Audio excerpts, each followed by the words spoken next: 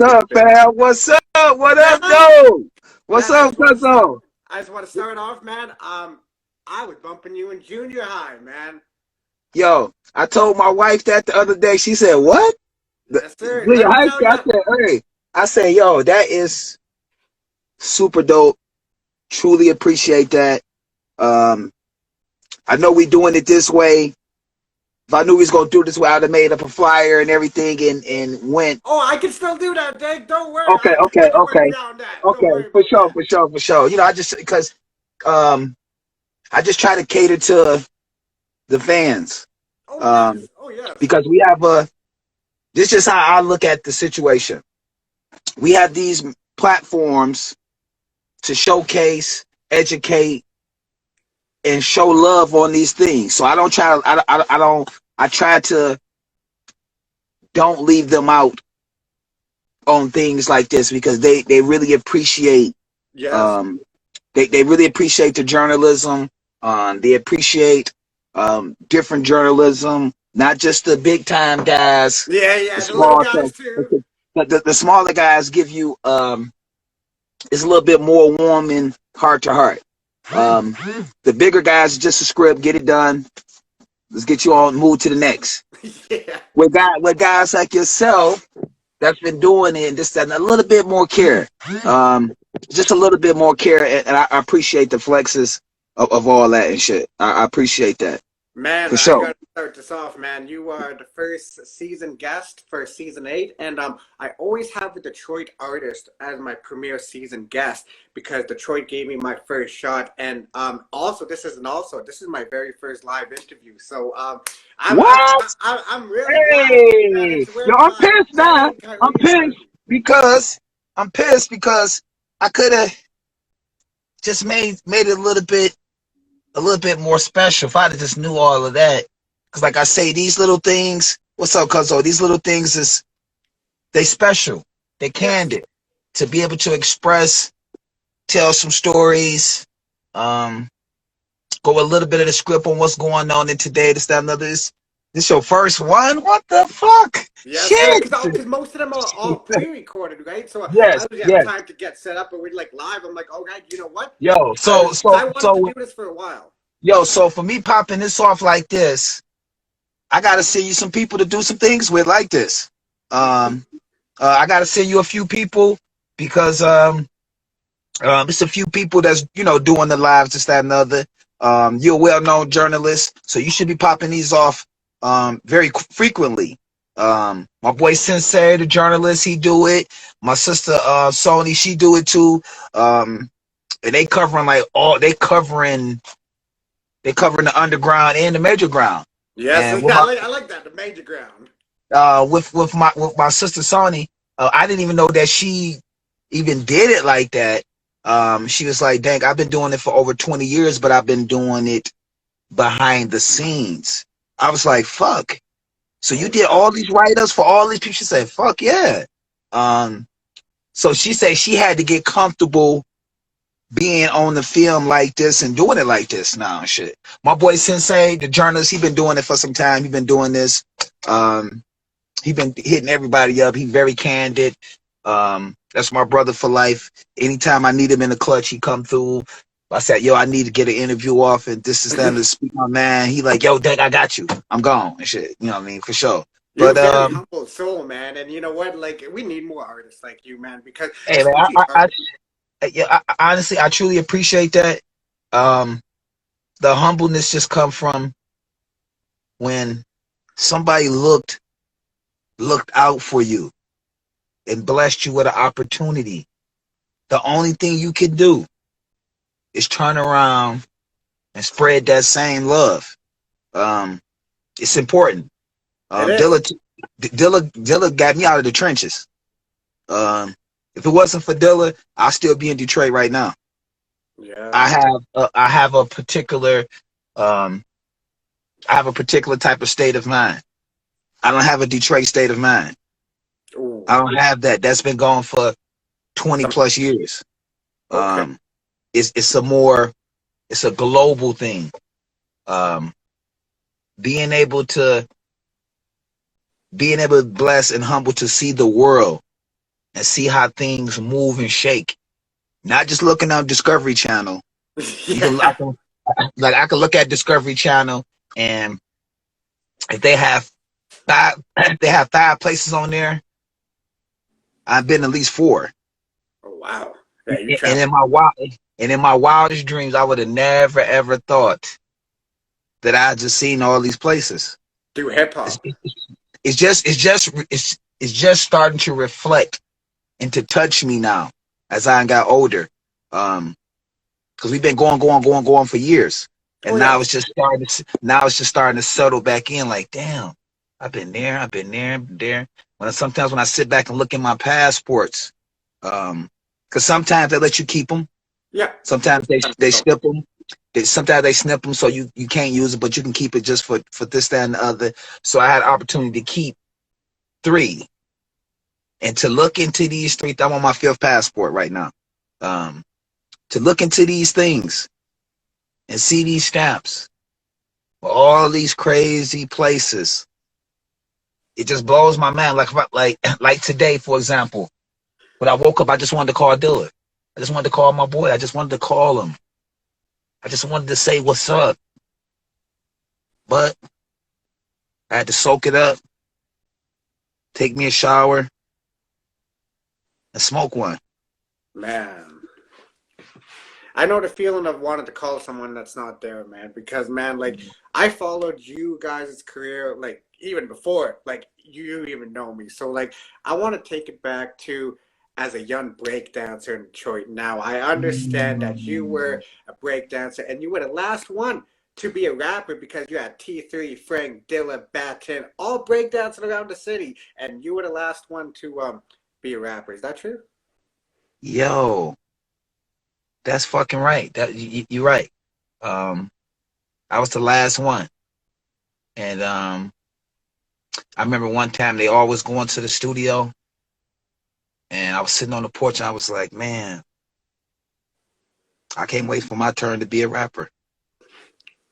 And T3, T3 took me under his wing. Your mentor, And, yes. he took me under his wing, and I used to have to go over T3 house every Saturday at 12 to practice, write, and flow. Because Dilla wanted me to rap a particular way on the beat. So therefore, T3 was the person. He was the person. Um, so I would go there every Saturday at 12 o'clock and practice for 2 hours. Okay. Because I was a street guy, meaningless street guy. I'm in the plant. I'm hustling. I'm around different particular type of people. Dilla and the crew, they wasn't like that. They wasn't street niggas. They wasn't hustlers. They wasn't that wasn't their trait. They were Which musicians. nothing's wrong with that. It just was um, certain people that I dealt with growing up.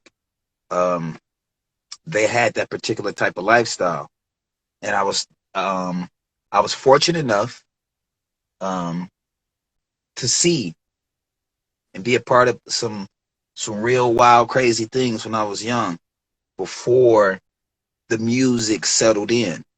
Yeah. Um, so it's a time where I had to clean myself up, meaning it's a lot of things I had to stop and do because we would start doing some stuff, then it stopped. Then we started doing some stuff, then it stopped. But the whole thing was being ready. So that's why I was at T3 house. Dilla sent me over to T3 house, told me I had to go there and get my lessons because he wanted me to rap on the beat this way. Grimy. But I it's a love it. particular it's a particular type of cadence he want me to be in. Yeah. And it was all new to me. So I was like, okay. There's always curveballs thrown. Just because Dilla was our friend and our brother, that don't mean the situation is going to get easy. Yeah. That don't mean that shit at all. It means actually it's going to be even harder. Um, There's because one take, I understand, all the time. One take. his expectation is up here. Even when he knew you just was right here. He still wants you to be up there. Yeah. And the one take thing, you had to study. When you come to that fucking studio, you better lay that bitch one time. Yeah. I'm not playing. I'm not playing. If you don't lay it one time, you're gonna be on punishment. You're not coming to the studio for about a week or two. You ain't getting a phone call, you're not getting picked up, nothing. When Dilla come, you hear the horn. Just the horn. You hear the horn.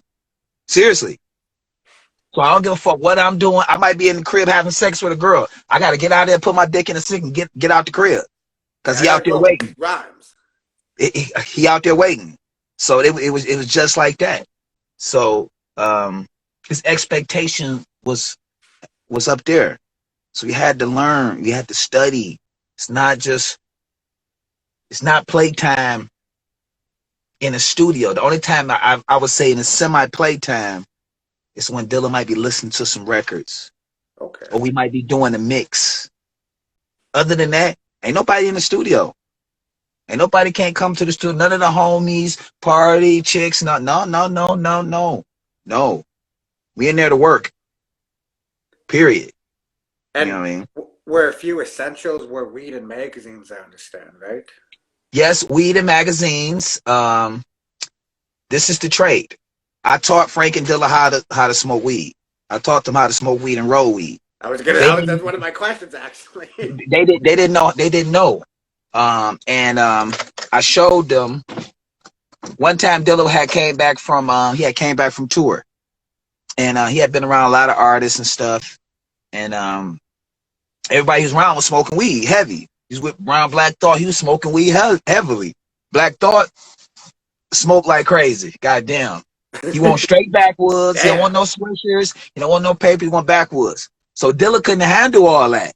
So he like, what the fuck? He's like, "Dang, man, you gotta show me how to roll some weed. I gotta learn how to smoke some weed." So I showed him how to roll the weed. Showed him how to smoke it. Don't take too much. Take you a little. Hold it. He like, "Damn, nigga, I'm hiding the mother." It was me, Dilla, Frank, his kid's mother, Joylette. Wow. We was in the studio. We was on Nevada. And me and Frank did this song called City Lights.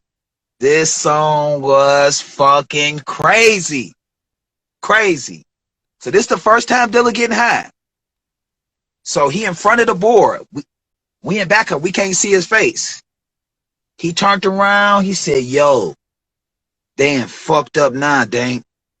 I'm blowed. I hear all types of shit." I said, "What?" So that song, City Lights, man, he wetted that bitch up so out cold. This song was crazy. But we never put it out. We never used the song. So the thing, like with the one take and all that, it just come back to business. Yeah. When you in there working, it's business. It's time to work. It's not time to be smiling and playing. Okay, let me call and kick it. No. You better have your shit together. Okay. I'm not playing. Sometimes, some people had to rap over the Metrodome. No beat. Really? Yeah, hell yeah.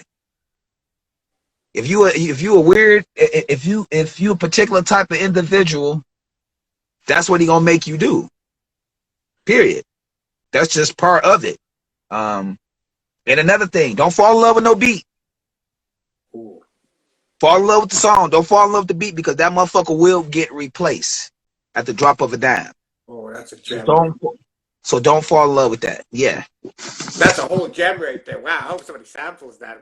So like even like taking it back too, because like I understand like Mr. Yancey and Mom Dukes told Frank and your moms what about hip hop was. So can you tell me like the day, like about the dramatics and your especially Luigi? Yo, you the sweetest, man. You my guy. You my guy. You my guy. You a real deal. You do your homework. I'm just a big fan. I can't help it. No. But at the same time, this is real literature. This is real. I like that. So what happened was, me, Frank, Dilla, and our homeboy Copez was in a group. Dilla was the rapper, Copez was the DJ, and me and Frank was the dancers. So Ouija from the Dramatics got wind to us, and he said he wanted to do something with us.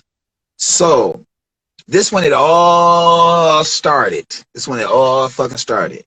So Mr. Yancey and my Dukes had to go get my mother and Frank's mother and explain to them about this fucking hip hop shit, this music. Cause my mother is like, she didn't want to hear that. Frank's mother they didn't want to hear none of that type of shit. They wasn't into it like that. So just too deeny though. Too deeny. But for them, it was for my mother, Ouija was her teenage, she loved the dramatics, she loved the Ouija. So she couldn't believe, that's like Jay-Z to me. If they tell me Jay-Z want to sign my son, man, so I wouldn't even believe it. I'm like, what, Jay-Z? Oh, let me get myself together. What the? So my mother had to get herself together, fix her hair, put her makeup on, because it's Ouija from the dramatics. She can't believe it. So my dude was like, Niecy, come on, Ouija over here. And Mr. Yancey was like, yo, Niecy, put your makeup on. You know, Ouija over here for the dramatics. So my mom tripping when it got Frank mother, and they were starstruck because this is an artist who they grew up on. Yeah. As kids. Same way. Grew up the same way. So my mama stoked. Mr. Yancey, he ain't really stoked because he a classic artist like Ouija from his era. My Dukes struck a little bit, but she was an artist too just as well. Frank mother, she like, oh my God, fucking Ouija from the dramatics. Oh my God, you know, they love the dramatics. So all that was just extra sauce for them to take in. So that part set the trust and for the parents to take a chance and to even fathom and think about it. That's what that was. The situation fell through because Ouija had been a little shiesty. He wanted some kind of crazy money from the family to do this, that, and the other. We did a photo shoot for Jet Magazine on some crazy shit. We rehearsed every day. We had contracts that was tall as hell. It was the weirdest shit, but that was just the first opening to let the parents know that this is possibly something could happen. And that time we was like 14, 15. Yeah. Really? He was 14, 15, you know what I mean? Standing, posing, curled up shoes, taking pictures for Jet Magazine. Like what? Like we couldn't believe it. You know what I mean? It was just like we starstruck. But like I said, then it fell through, and we went back to the drawing board. We kept recording, being kids, this, that, and the other, and Dilla got his break, his first break. And then that spiraled everything. That spiraled everything. Yeah. Because I understand, like, too, like, even before all the music, like, in 7th grade, like, he had, like, the record player and the 2 tape decks and used to go over there with the 3-way and y'all go back to school and they'll be talking, like, yo, how do you do this? Like with that right there, like I said, we went from that and we still was kids. Dilla mother and father bought him an Ericsson turntable. And with the Ericsson turntable on top of it, it had a record player and had 2 double cassette tapes. So what he did was, on one of the cassette tapes, he took the little, you know, like the rubber thing that holds the tape. Yeah, he took that out and it slowed the thing down. So he would pause and record and make fucking beats. So I'm like, yo, man, this is fucking crazy, man. How the fuck? I mean, like, beats right now, you can use this shit. Yeah. I mean, like crazy beats, like just like really super dope. You can't even fucking believe it. So we turn around. So we turn around and we turn around. I say, damn, I gotta call some of the homies at school because they rap. So I said, okay, let me set up a 3-way. You got a 3-way, set up a 3-way. You got a 3-way, set up a 3-way. So it's 4 people with 3 ways, and we set everybody up. I said, Dilla, you ready? He's like, yeah. Played the tape, and everybody lost their motherfucking mind. They're like, yo, we gotta meet up at the school tomorrow. Oh my God, I can't believe this. How did you make these beats? Blah, blah, blah, blah, blah, blah. There wasn't no MPC. There wasn't no 1200. There wasn't no SB40. There wasn't none of that. This guy did this off of Ericsson turntable. That's unheard of. With 2 double cassette fucking player with tons of 45s and records that he just was sampling and chopping up. And it's one of his favorite records was James Brown. Damn. With all the breaks, all the drums. He can chop those. James Brown.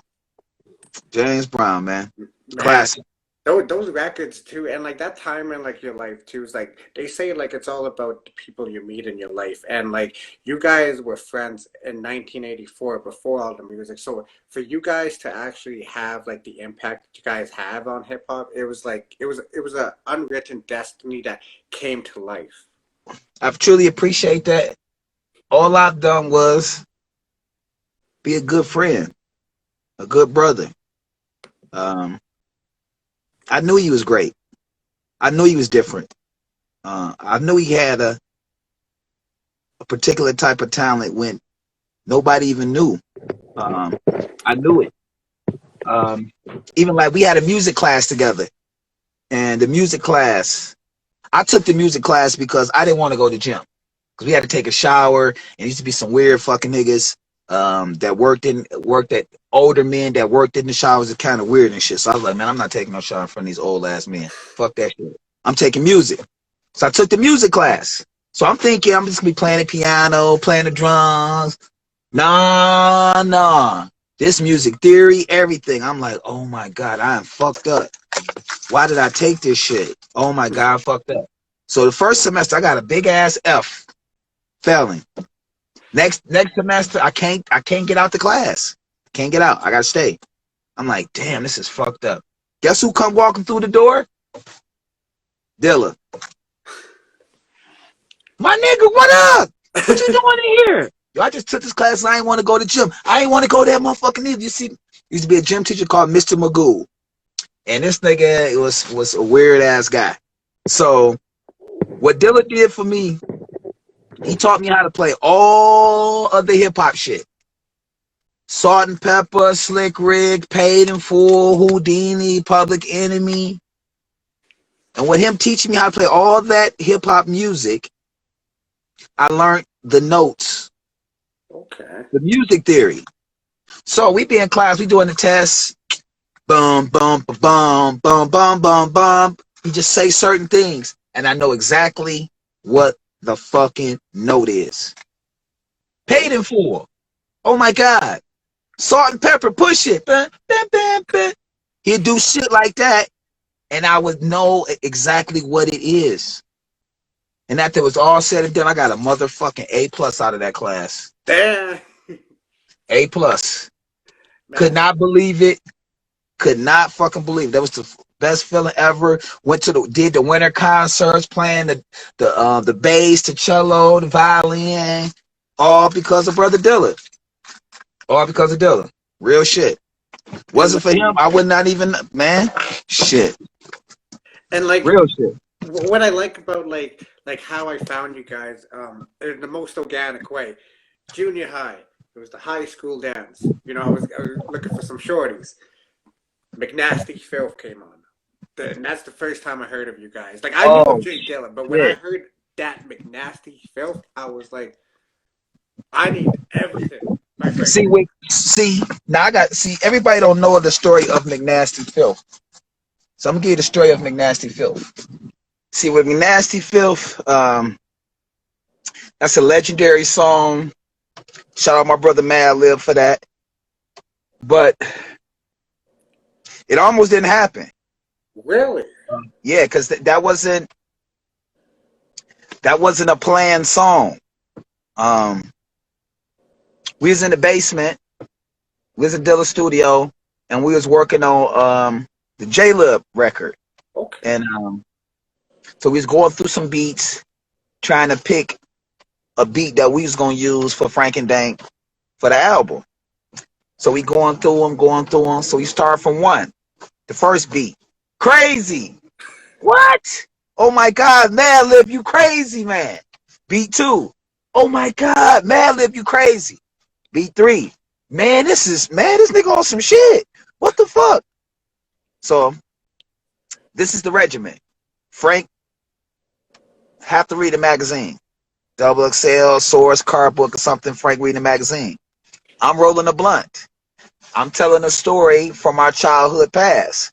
And once I start telling the story, then both of them will chime in and be like, oh my God, you remember that shit? Oh my God. It's class. You can't beat that type of shit. So we get to beat number 8. McNasty Filth is number 8. Damn. So I didn't say nothing. Frank ain't say nothing. He ain't say nothing. So Dilla say, y'all rapping over this beat right here. We like, what? Because before number 8, all 7 beats was crazy. Oh, yeah. We wanted one of those. But how Dilla be, he challenged us. Okay. So he said, y'all gotta do this song before y'all leave. I'm like, what the fuck? Really? So he grabbed the blunt. So I'm gonna leave y'all 2 blunts. And I'm going upstairs. I'm like, man, what the fuck? Like, really? So Frank was like, okay. So Frank counted the bars out. Okay, Dank, you gonna come right here. I'm gonna come right here. You gonna come right here. Dilla gonna come right here. Laid everything. He was like, all right, Dilla, we about to go ahead and go and shit. He's like, what you mean? Y'all niggas ain't finished? He's like, yes, we is. Played the song. He was like, what the fuck? So now it turned out he gotta work now. He gotta work. See you later. We gone. So now for the video. So at that time, me and Frank was in Toronto because we had did a deal with Universal Canada. Okay. So we was out here majority of the time. We weren't even really in Detroit for some time because we was out here working, doing promo and figuring out this new different situations or what we doing with the record and everything and shit. So we turned around and it was like, okay, now it's time. Peanut Butter Wolf and them, they want to shoot the video for McNasty Filth. So I was going to Detroit and I went over to Dilla's. He was like, yo, we got to go down to Comerica Park tonight because Peanut Butter Wolf going to be down there. I'm like, really? He's like, yeah. He's like, man, he going to ask about that video. I said, what video? He said, man, they want to shoot the video for McNasty Filth. I said, what? They do? I'm like, hell yeah. So when we got down to Comerica Park, Peanut Butter Wolf was kind of shaky to ask me. He's like, yo, Dank, you know, you and Frank want to come to Cali and shoot the video. We'll pay for everything. He's like, hell yeah. I'm like, hell yeah. He's like, I didn't know because somebody told us that y'all moved to Canada. I'm like, what? Who the fuck told you that? He's like, it don't even matter. I'm like, who to Canada? I'm like, we just went to Canada to do some work. We didn't move and shit, you know. It was more convenient for our people for us to have us here than in Detroit. Then got to come back up, come back, go back, come back. So we just stayed. Yeah. Our people had a big enough crib for us all to stay and live and chill, not in the way of nothing. Studio, jacuzzi. Then they all worked at Universal Canada, so it was a super blessing where we fell at. So finally the song came out, and that's one of the biggest records in my fucking catalog, McNasty Filth. one of the biggest ones. And see, as a longtime fan, always wondering about that record too. As a kid, I always thought, because when I seen the video, I remember I had to stay up late as hell to watch that video on BET. It was yep. It was uncut. Yes, uncut. yes, uncut. That's the one. See now watch this. See what happened with that was they were supposed to make a clean edit for us to go on BET The Basement. Yes. It was supposed to go on The Basement with Tigger. You supposed to go on there, see Tigger, go on the booth and do all that. But the director, he said it made sense for the video to be nasty and dirty because we're talking about McNasty Filth. So fuck it. Keep it nasty, McNasty Filth, and just let it go to uncut. So it just went to uncut. But we wanted to go to primetime TV and shit. You know what I mean? But we got a lot of love from uncut because a lot of people did stay up and watch uncut Oh on yeah, some hell yeah. on some bullshit. The funny thing is, I used to do a club night here called Blackout Saturdays, and every time I leave the club and leave, me and my wife would go home. As soon as I turn the TV on, here go McNasty Filth. The video would come on. She's like, "Yo, like, what the fuck? Like, what the fuck?" Yeah, I always thought that was a place, a strip club, because the video, I'm like, damn, I would love to go to McNasty Phil's. Oh, it is. It is. It Oh, it is. is. Okay. Yes, yeah, yes. It is. McNasty Filth from California. It is. It actually is. Damn. Okay, so I wonder. One of the girls she had actually worked there. She worked there at this place called Gotham City. So it is actually a strip club in California, McNasty Filth, for sure. You can go. You can hit it. You can hit it. You can hit it. You can hit it. I don't know about the Rona. Maybe after when the Rona dies down, I'll go check out. Yeah. For sure. So wow. So like even so, I have to ask Dank too because man, the way that you got your name, you always had the weed on you before people were smoking weed like that. They're like, damn, that's some dank stuff. So I gotta ask too, when was the first time you were introduced to the chronic? Was it like hearing like the Dr. Dre's chronics? Like, I say actually, I didn't start really smoking until I was about 17, 18. Okay. Whoa. Wow. Okay. Because I actually wanted to be an athlete. Oh wow. Oh. I wanted to play basketball, but what happened was, they had a talent show, and I knew I could dance and shit like a motherfucker. So I got in the talent show. My boy Thurm was the rapper. Frank was the DJ, and I taught my brother how to dance. And after I did the talent show, it took me to a whole nother place. I'm like, yo, man, fuck this shit. Fuck. I took off that jersey and threw that fucking jersey down. Was like, fuck that shit. I'm gonna be a superstar. Fuck this shit. All the girls was going crazy and shit. I had a fade. My fade was this high. I had my eyebrows cut. I still do it to this day. You know what I mean? Lines in my eyebrows. What's up, sis? What up? What up? It was that's what just sparked it all. That right there. The dancer always played a part with all of us. Oh yeah, that's hip hop. It just was. They always say if you can dance, you got rhythm. So you should be able to flow it on through if you can dance. But yeah, that was just classic shit. Like just growing up, man. Like priceless times to know them brothers for all them years. Yeah, and like I love like you guys would come up too because like Dilla used to always talk about you guys. Like when the first time you went to New York, like people coming up to you like, "Yo, what up, Dank?" Is like, "Yo, how do you know me?" So I gotta ask, like, can you take me back to when first time Dave Chappelle had the big bag of weed? It's like, "Yo, Dank." Oh shit, yo, this shit right here. This was the most. Shout out my brother Common. I gotta touch on Common because brother Common allowed me to see a lot of different things and be a part of a lot of shit. Before everything happened, and it was actually Common's session that's my first time going to New York. For a Common session too. Wow. For a Common session at Electric Lady Studio. So I'm gonna tell you who was in the session.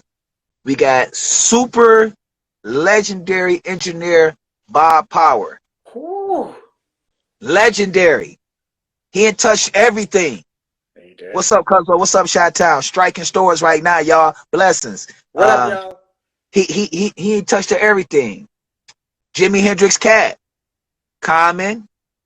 Jaguar Wright was there. The whole Roots.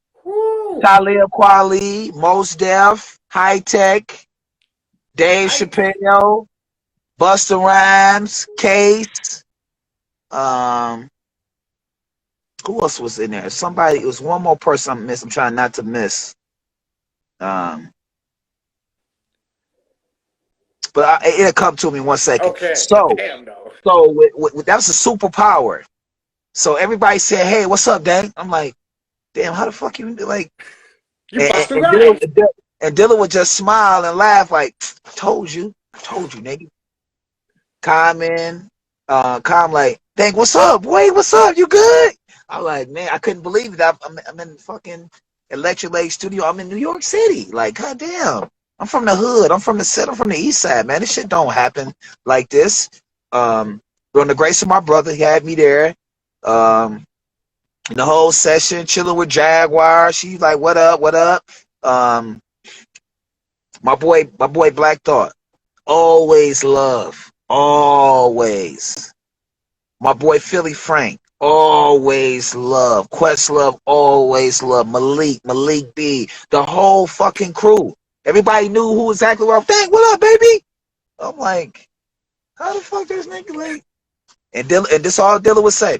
Told you, nigga. Told you. And so Dave Chappelle come in. What up, Dave?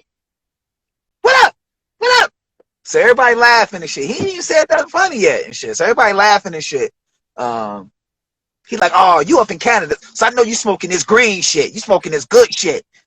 So he went in his motherfucking pocket, pulled out this big ass bag of weed. I'm like, "This for you." I'm like, "What the fuck?" Oh shit. I say, "Yo, I love half baked." He's like, "Man, Samson for real.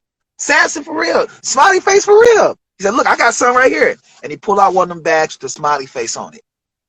I said, "Oh my God, this is crazy as hell." And Billa again. "See, I told you. Look, nigga, look. Man, smoke this Canadian weed, man. Smoke this. Man, I rolled this for you." He rolled me a fat ass motherfucking blunt. I fired that bitch up. And I just sat there and I just like, I cannot believe this shit right now. So I can't believe this right now. Jaguar, right? Her I think it's maybe her ex-husband. He did all the polo shit. Like whatever a nigga wanted, he like whatever. I mean, the old school classic polo. Like crazy shit. It was just so much shit going on in that studio. I swear to God, High Tech playing all different types of crazy ass beats for him and Most Def and Talib thing. I mean, like crazy as hell. I'm like, what the fuck is going on? Come up here, man. Come up here. I'm like, damn. Then I go outside to smoke a blunt with Buster and Case pull up. Case pull up in the new 500. New 500. I'm like, what the fuck? Who the fuck is it? He's like, "Oh, don't worry about that. That's Case. What up, nigga?" And so he started playing. So Case started playing some of his new shit. Now it's about to be funny as hell. So he playing the music. I'm on the sideline smoking the blunt. So then I see the police. So I put the blunt down and shit. I put the blunt down. They bop the horn. Bob, bob, bob. Turn the music down. Buster's like, "Yo, what the fuck, man? What the?" Bob, bob, bob. Turn the fucking music down. So they turned the music down, and we went back in the studio. I was like, what the fuck? Jeez. But then the next day, Common took me to the Sony studio. So I'm like, what the fuck, man? I'm like, damn, I'm just mesmerized. And he gave me this book. And I kept this book for years. The book actually helped me manifest shit. Oh. It really did. An ex-girlfriend of mine threw that bitch away. Oh, no way. She threw it away. This book was so powerful, I swear to God, on everything I love. This book was powerful as hell. I read this book, like I be going through some shit. When all of Common sessions in Detroit, I was at all the sessions in Detroit. Oh, wow. I had to be there. He wanted me there. When Common got his first gold record, he made sure that I came out to California to his gold party. Wow, that's rare. So, That's so when he went on stage to get his gold plaque for Chocolate for Water that Dilla helped him get, he brought us on the fucking stage with him. I'm like, man, what the fuck? The next day, I had my meeting with Jay Boberg, the president of goddamn MCA, my A&R Wendy Goldstein. At this time, for management, we had Jay-Z's cousin Beehive. Jay-Z's first cousin Beehive was our manager. Motherfuckers don't really know that shit. It was crazy. We used to go to New York all the goddamn time, but every time we would go to New York, Jay-Z would just be leaving. Oh, you guys were just missing me. Just miss him, and that shit irritated Dilla so. That was partially the reason why Dilla left ties with Jay-Z's cousin, because Dilla wanted to get him some goddamn beats, some beats and shit. We'll see Bleak. We'll see Bleak all the goddamn time. We'll see Tata and his brother. Tata got a twin brother that look just like him. Got a twin brother. We see them all the time. Chill. Beanie Siegel. We see Beanie Siegel. We go to they'll take us to the Spanish club where they used to be hanging out, and they used to always drinking Belvedere and shit. It was weird as hell. I remember we was in the club. It's me, Dilla, Frank, Bleak, Tata, his brother, Beehive, a few other people from the Rock, and we was ordering some bottles and shit, and niggas was arguing who gonna put their black card up there. I was like, what the fuck is going on? I was like, what the fuck is that? He's like, that's the black card. I was like, the black card? What the fuck is the black card? He's like, this is the highest of the credit cards. All of them had black cards. Damn. So I'm like, what the fuck? So I'm like, what the fuck? Because Dilla pull out the monster now, like, no, I got it. Like, no, put this up there. They're like, no, I got it. Like, no, put this up there. So they're like, what the fuck is that? He's like, that's the black card. Dilla was like, oh, fuck this. We got to get black cards, man. Fuck this shit. We ain't spending one fucking money. We getting a black card, nigga. So it was just a blissful and phenomenal thing. What's up, Stretch? What's up, cuzzo? You good? I'm going to call you in a minute. For sure. Chill out. Take it easy, my brother. Good to see you up and going, man. My brother just had a surgery and shit, man. I'm glad that he's up and going. Alive, man. I hope the surgery went well and you're in good spirits. Yes, family. I'm going to call you when I get to the crib, for sure. We chop it up. Blessings, family. Yeah, that's it right there, cuzzo. That's it. Real shit. I would have Dilla over Jay. Oh my god, I could just my brain's just going crazy if that would have happened. Like Jay-Z rhyming over Dilla beats, because Dilla produced one of my favorite records for Busta Rhymes. It was the Make It Hurt. Yo, oh my god, like that Make It Hurt. Oh my, all the classic ones.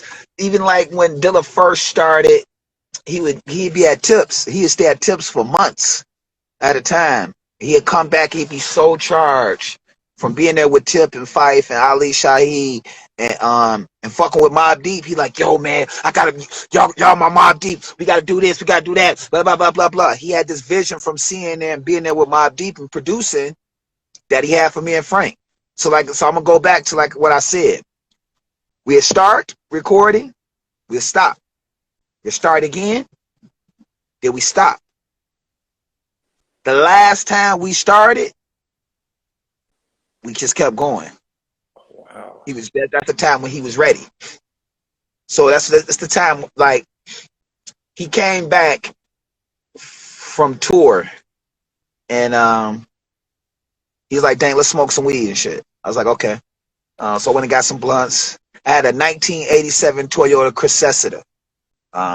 So when you start it up, then it go. Yeah. So him and Frank was laughing like a motherfucker. So they was like, no, that car don't do that. I said, yeah, dude, come on, let's go get some blunts. So I put him in the car, and they was laughing like a motherfucker because the way it was started. So, but when we got to the gas station, was a guy in the Tahoe. He came flexing on us, and Dilla, he didn't like that. He's like, dang, take me to the crib. Because at his crib, he had the Range Rover and the 50th edition and a Lexus 450. Damn, that's fly. This is brand new shit, brand new.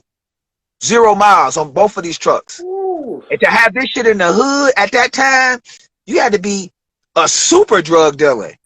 Yeah, with that. Super drug dealers, regular drug dealers couldn't even have that type of shit. Period. So Dilla was a relic. So after that, later on that night, I had to work. And I had went to, as I got off work, I used to work night shift. I used to work at this place called Edna Steel. It's a subplat for Chrysler. When I got off work, I'll go to the studio. My boy Mike Move. Bless up my boy Mike Move. I'd go down there and record. It's right down the street from Dilla house. It's right down the street. Right down the street. So if Dilla ain't at the crib or out of town, so I go down there and fuck with my people. And they allowed me to come fuck with them before it was time for Dank. Before Dank was Dank. They let me come and just be a part of what the fuck they was doing. They was doing Detroit summer jams and shit like that. Shout out my cousin Al Nuke, Dantana, Rio, Boaski, the whole 6 Mile Squad. They let me do a lot of shit before it was time. So one night I was in the studio working on my little cousin Don Chop, working on the joint with the crew. Somebody came in the studio, and my boy Moo was like, "Yo, Dank, yo, somebody out here to see you. Come out the booth." I said, "Nah, man. Tell them they gotta wait, man. Cause I've been fucking working all night. Just let me lay this verse." So when I came out there, I laid the verse, put the ad lib on it. When I came out, Dilla was standing right there. I was like, "Oh shit, my nigga." I'm like, "Yo," he's like, "Yo, Dank, that's what I'm talking about." He's like, "Yo, listen, I need you to go home and tell your mother you got to quit the job." I'm like, "What? For real?" He's like, "Yeah, tell your mom you got to quit the job." I'm ready. So I went home. I asked my mother. I said, "Ma, I got to quit the job." She said, "Derek James ready for real?" I said, "Yeah, he ready, Ma." She said, "You know what? Go ahead." So she gave me the blessing, and that was it. That was it. Man, I'm so glad she did, man, because we got like such timeless music from that time, like 48 hours. Like I'll bang that till I die. I'm gonna make sure my kids know who that is. That's my favorite. 48 Hours is a special record to me. It's very, very special. It's like no other record that me and Frank did, because that whole album is very sentimental. Yeah. Each song, I can tell you what happened for the day, what we did for the whole day. Because when we record, Dilla always made it special. He made an event. Not just go in the studio and record. He made it special. He made an event. We did things before it was time for the process of recording. If he get you in a position and you happy, when you get there, it's time to record, that's it. You're going to do your best. You're going to do your best. Because you had a phenomenal time. You went and ate. You went and shopped. You have been to the strip club. You got you a check. Now it's time for you to go back to the studio and record your shit. And it's all So about that right there, that's it's a vibe. It's a vibe. yeah, for sure. It's not even like a vibe is one thing, but you got to make it an event. When you make it an event, that make the individual want to be there and work and get their best. You went and got fresh. You went sat down and ate the best meal. You would smoke good. You would drink good. You would have multiple dances. Now it's time to go to work. You gone. And it's hella fun too, because you're already in the zones too. So that's what it is. That's what it was for real. Man, Extremely humble, extremely best. What's up, family? like even like tracks like Ma Dukes, like is it true that you guys really had the track list done before the songs? Yep, the track list. Well, I'll tell you what happened. We came back from Miami, and when we came back, the checks was in. So our budget was up. Our budget was $750,000 to record 12 IDs. Oh, wow. $50,000 signing bonus for me and Frank. So Dilla was like, "Yo, fuck this. Hey, sit down. We got to do the track list right now." We didn't even record the songs. So we sat at my mother's house, rolled up some blunts, and had to make the track list. Come on, Frank. What's one? Come on, Dank. What's two? So, like this. With some cat food. My mom I bought my mother a Shar-Pei cat. It was like $2,500 for this cat, like a tiger. It's a Bengal cat. The cat food was right there. So one of the skits, we called it Right Bites. Oh. It's the cat food. Damn. See, I don't have cats, so I wouldn't know anything about them. Watch this. My Dukes. My My Dukes favorite. came out for the name of the song. My Dukes came out because my mama just walked through the door. My Dukes, hey, my this that another. Okay, that's My Dukes. Yeah, my name that My Dukes.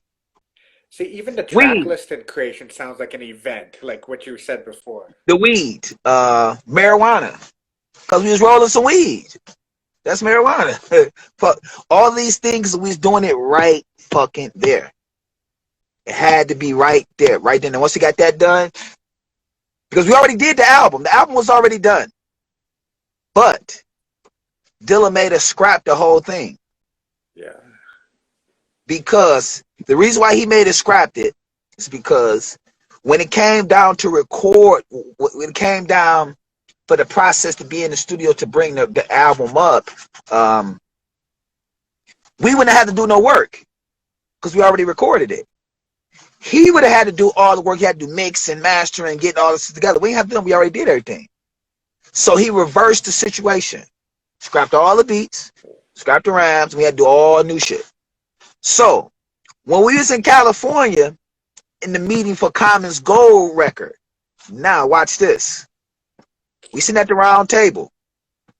Jay Boberg sent everybody home that worked for MCA, sent everybody home for the evening. We sitting at the round table looking over California. No satanic shit. I don't know what niggas be talking about. It's crazy as hell. I don't know what niggas be talking about. Oh, it's crazy. It's satanic shit. How you do this, that. I ain't seen none of that shit. Nothing. It's Not such a crazy place. Not like all these things that people say that happen. I never seen it. Yeah, the man sent everybody home so we can have a meeting and smoke a joint at the table. Yeah, sure. Smoke the joint. Yeah. Now, what's going on, Frank? What's going on, Dank? What's going on, Dilla? This is the president. Damn, he's so weird. Dilla told him, "Oh, we gonna do new music. Oh, they doing new music." I didn't even know this until it came out of his mouth. So I'm numb. I'm like, what the fuck? Really? So after we got out there, so he like, yeah, tell him, Dank. So he like, yo, so Dank, so what's the new music gonna be? I'm like, it's gonna be energetic, it's gonna be live, it's gonna be a lot of fun. But then this the first time I'm hearing this shit.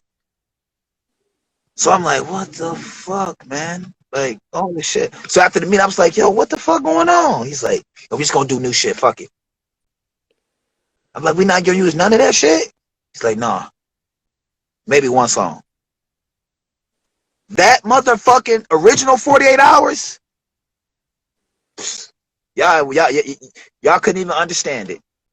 Oh my god. See, and like So the actual album that got us the record deal, we didn't use it. And that's wow. That's unheard of. And to put some shit on top of that, somebody holding it. Really? Yep. So they holding my music. They holding my music right now. Damn. And something you created, that's not right. Yeah. They've been holding it right now for about 5 years. I had it out with them. I told them they're not using shit. They're going to leave that shit right there. And if you try to use it, I'm going to sue the shit out you. Bottom line to it. How'd you share it? Because that's something you created. And it's some wicked people that's holding it. It's kind of wicked. It's sad. It's really sad. But like me and Frank say, just leave it there. Don't fuck with it. Eventually, hopefully we'll get it back. But for right now, fuck it. Just let it sit. Well, hey, I got something inspirational that can also help you too. You know what they can never take from you, Dank? The memories. They can never. Oh, they can never take the memories. A lot of people was mad because they not a part of those memories. A lot of people was upset and hurt that I'd have known Dilla since 1984 and they can't even touch it. So it's like this with me. I've been through with James the Wig Yancey through his puberty, teenager, grown up, having a kid, and blessing his soul to move on to his next life. So I went through all the transitions with him. Puberty, every fucking thing. Girls, this, that, and the other. First time you fucking a bitch, all of it. You know what I mean? All of the shit. That's what brothers and real friends do, man. Nowadays, it's shallow out here. Yeah. You never get that love and that loyalty from anyone. Never a fucking again. Yeah.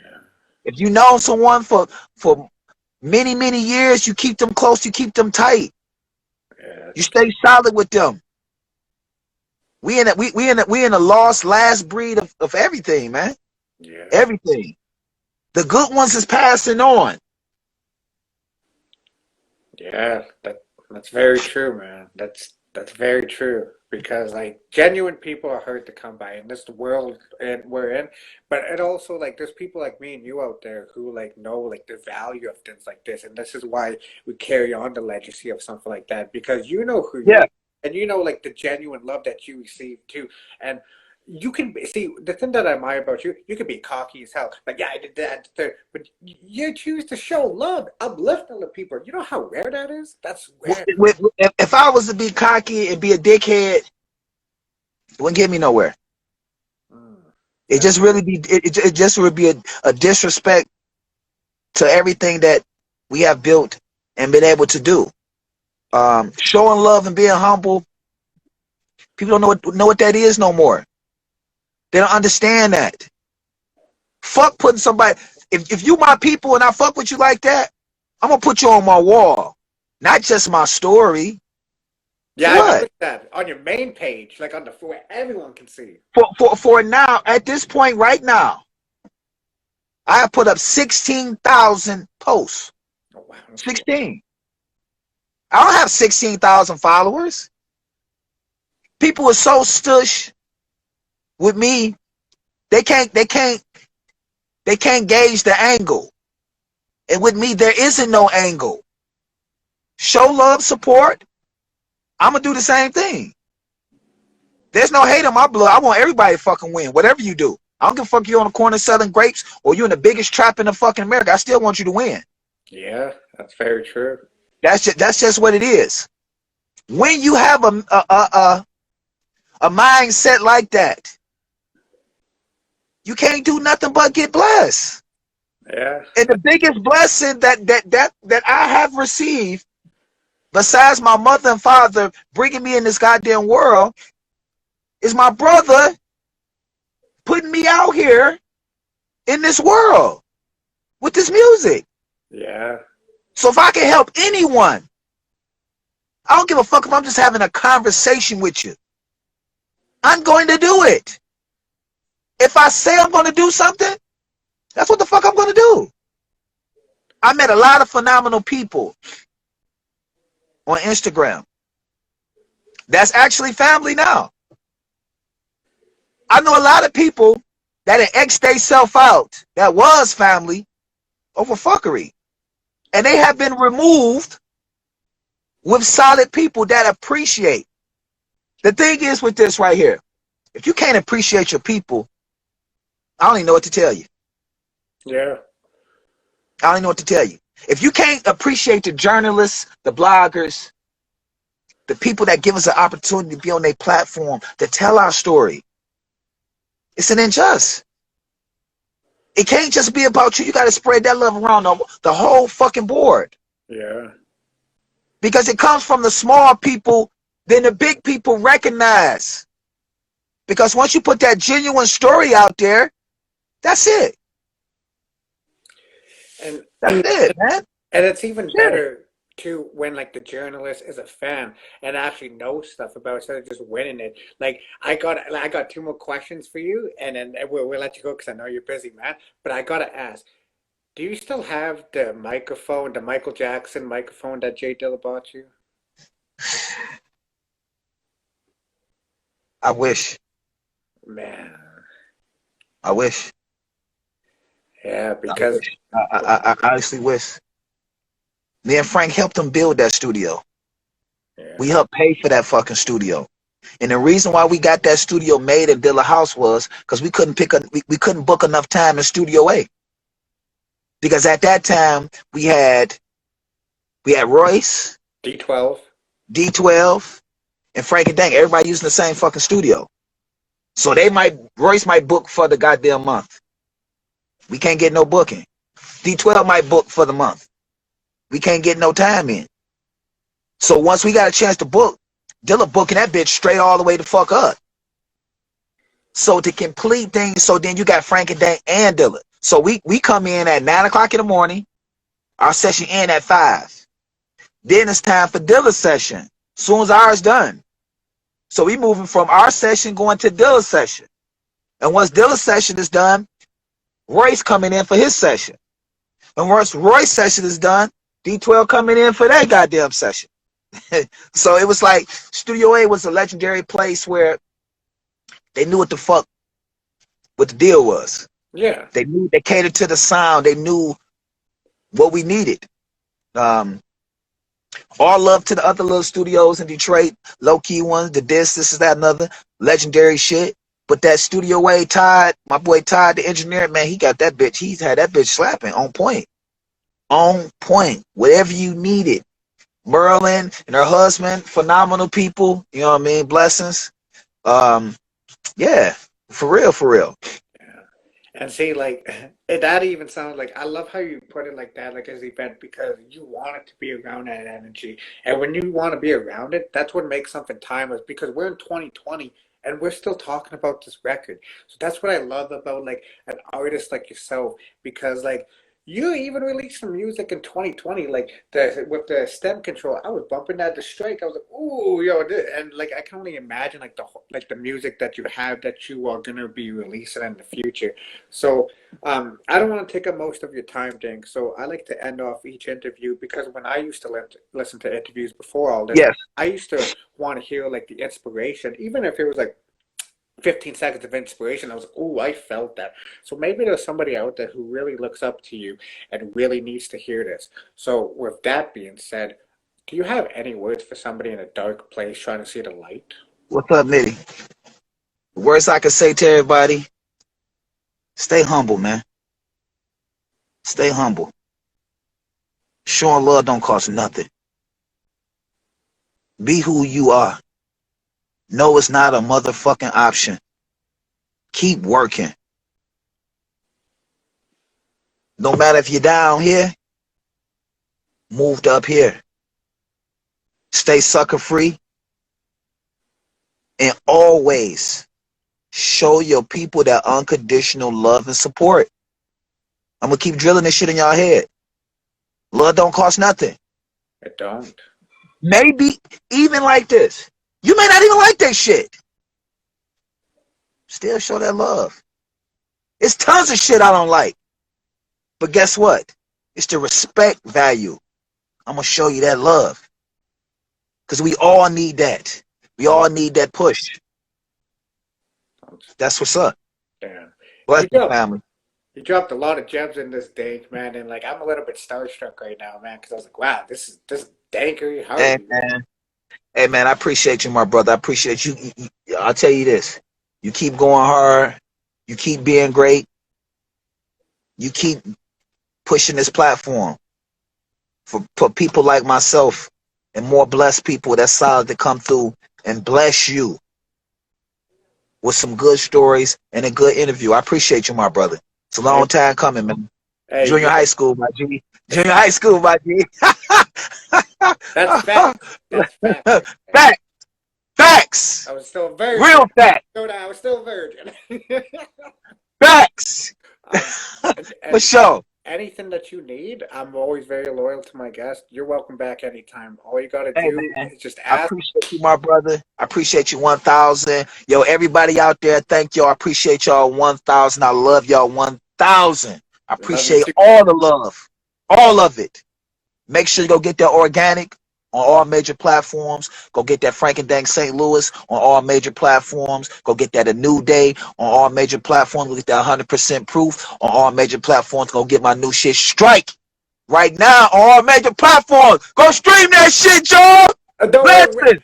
when I put the final product out on YouTube, all those albums that you mentioned will be right there so they can find them. My guy, I appreciate you, family. Have a beautiful weekend. Take it easy. Enjoy the fruits of your labor. So I appreciate this shit. You stay Appreciate blessed, this. kid. Blessings, family. My guy. One love. One love, for sure.